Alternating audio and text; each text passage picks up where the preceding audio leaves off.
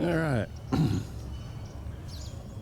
This is my parts cleaner that somebody gave me years ago, and I've never done anything with it.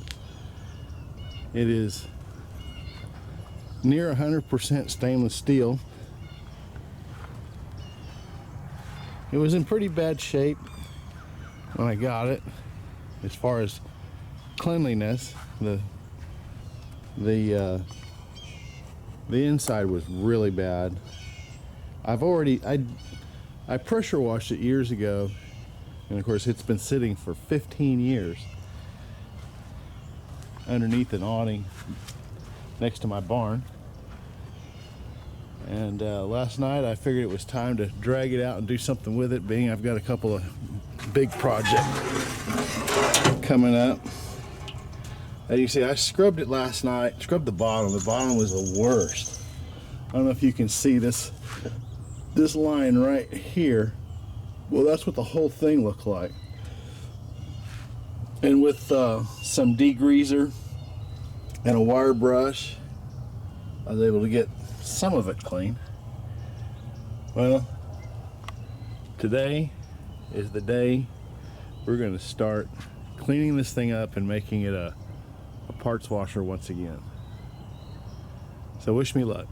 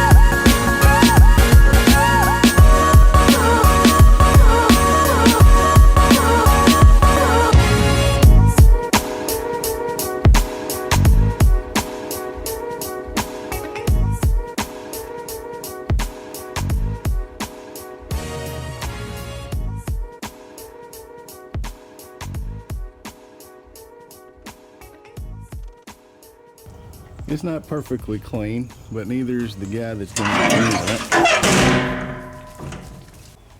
Alright, well, last night I went to the hardware store and I bought a stick of copper line. That's 1/2 inch, by the way. And a bunch of fittings. Some I haven't used, some I probably will return.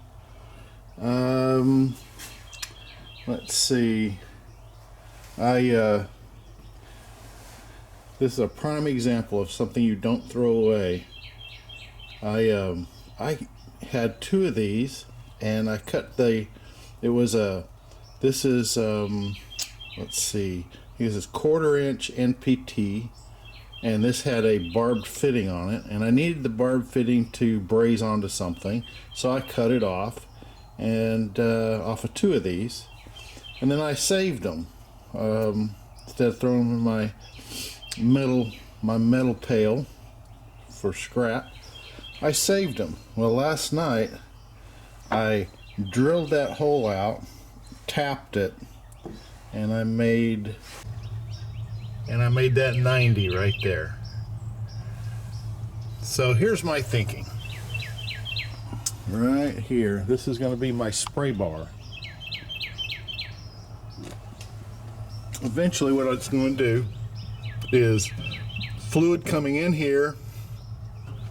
I'm going to get a hose, probably a fuel line, something that'll stand up to solvents. Come around here, connect to this barb. Okay. Now this is going to be my brush out. Now I'm going to probably put a 1/4 inch valve on here so I can shut that off. Then it's going to go up here, and over here is going to be my little spray. I don't know what they're called, flex locks, or I'll have to go look what they're actually called. I think I'm going to add another one right in the middle, or I may come around, may go get some more of this piping and come up around here. I haven't really decided. I don't know if I'll stop here. Haven't decided yet. But I am going to put in one more T. Probably, like I said, probably there in the back, just to keep it out of the way. Yeah. And then I'm going to go back to the hardware store, get some wood, and I think I'm going to try to make a tank out of wood and fiberglass. I'm kind of going that direction. So I've looked at different options. I haven't found anything I liked for a tank because I got this pump here. Hold on, let me move back into the garage. Here's what that stuff is called. Loc-Line. It's made in the United States. I don't know if anybody else has seen this. I've seen this used lots in machine shops for coolant, to pump coolant into the tooling. Works really good. Now I would stay away from the lesser expensive knockoffs, but this stuff works really good. It's like I said, it's made in the United States, and I think it'll hold up a lot better. Here's the pump I bought, and it's specifically a parts washer box made by Little Giant. I've used Little Giant products before. In fact, I think my chemical sprayer has a Little Giant on it. So that's the pump, and this is meant to be submersed. Let's see if I can get this open. Now this is not a product review. I don't do unboxings per se. All right, so this is the inlet right here. See if I can get that on. Anyway, that goes on there like that. I think, yeah, like that. That's just to keep trash out, kind of a. So, and this is 1/4 inch NPT.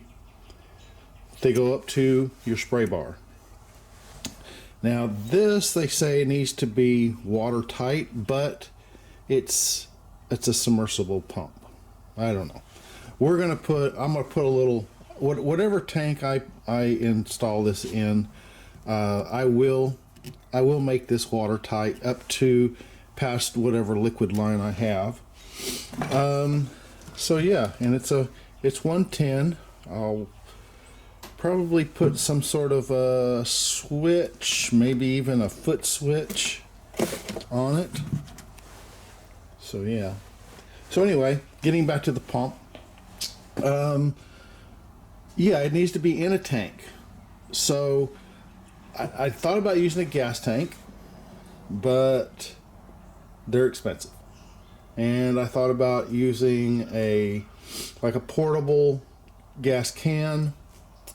Well, I don't think there's any good way of opening it up, cutting it open, making it so that you can put the pump in it and then resealing it. Yeah, I'm not real hot on that idea. Let's see, what else did I think of? Well, I am going to go to the scrapyard on my way into town today and see if I can find something that will fit underneath. And that's another issue, is it has to fit underneath the parts washer. So anyway, wish me luck. That's how the project is moved on.